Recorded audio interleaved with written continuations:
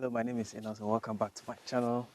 This is Work and Wonder. This morning I'm doing a bit of gardening and then I just got a message on WhatsApp from one of my subscribers about the mental health Osce, and it's with regards to the nutritional assessment station. I've had like 3 people who have contacted me. They failed and this is the third person, so I just decided to make a very short video about it.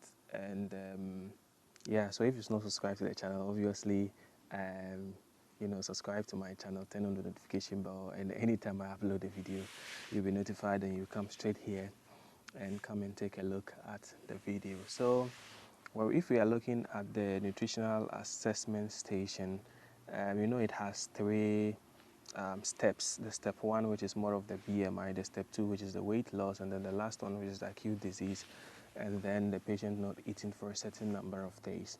For the certain number of days that the patient doesn't eat, people are getting it. But when it comes to the acute disease, a lot of people are not getting it because most people are of like physical health background, and when they talk about acute disease, what comes to mind is like COPD, like some operation that they have to do, like asthma, like they are just thinking about physical health issues.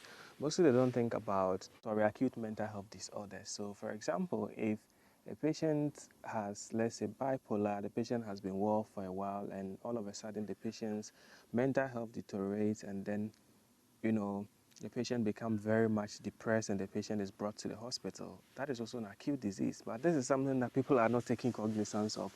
So when we talk about acute disease, it doesn't just have to do with a physical health issue.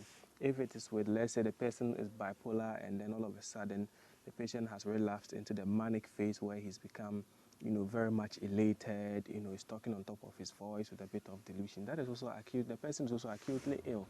And people are not thinking from that direction. So whenever they get a question and then they have somebody who is recently been, who has relapsed in terms of depression, they brought the person to the hospital, the person has not eaten for, let's say, 5 days, they think the person has not met the acute disease criteria. So therefore they give like a 0 for the score of the third, which is very wrong.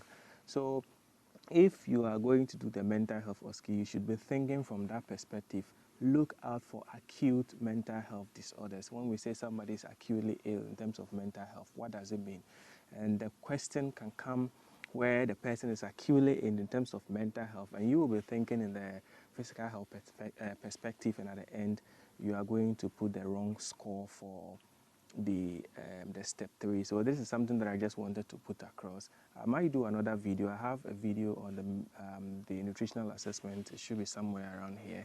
But then I'll also do another video on on the nutrition, where I am going to make sure that the patient is acutely ill in terms of mental health, and then of course also the patient will also not have nutritional intake for a certain number of days, and then we can do a bit of calculations around that, and then we'll see how it goes.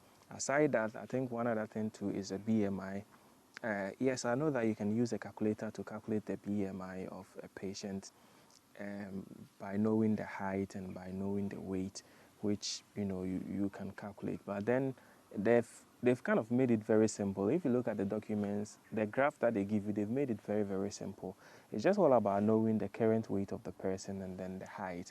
And then just by using the graph, you'll be able to trace to see which category that the person falls. And immediately you see the category, it is clearly indicated with these colors, which should be able to help you to know whether the patient is scoring a 1, is scoring a 2, or if it's even scoring a 3. So try as much as possible to learn how to use the graphs that they provide for you to know how you can use those ones to find the BMI and then the weight loss, and it will become very, very simple for you. My other video, I clearly explained it, so if you've not seen it, go and then take a look at it, and then at the end you should be able to know how to correctly calculate these scores, and you'll pass. Yeah, nutritional assessment is one of the easiest that you can pass, one of the easiest stations that you can easily pass. So don't let that slip. You know what it is. So that's basically the video for today.